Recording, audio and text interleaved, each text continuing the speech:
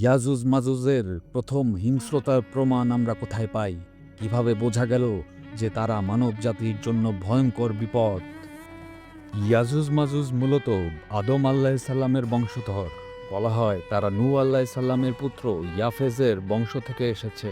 তারা সংখ্যায় অগণিত ছিল, তবে অন্যান্য মানুষের মতো স্বাভাবিক জীবনযাপন না করে তারা সবসময় হিংস্রতা, ধ্বংস আর লুটপাটে লিপ্ত হতো।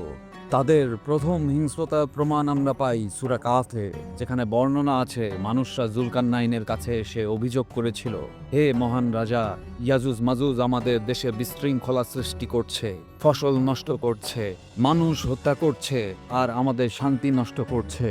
এটা ছিল তাদের হিংস্রতার প্রথম প্রমাণ যে তারা সরাসরি মানব সমাজের ক্ষতি করছিল।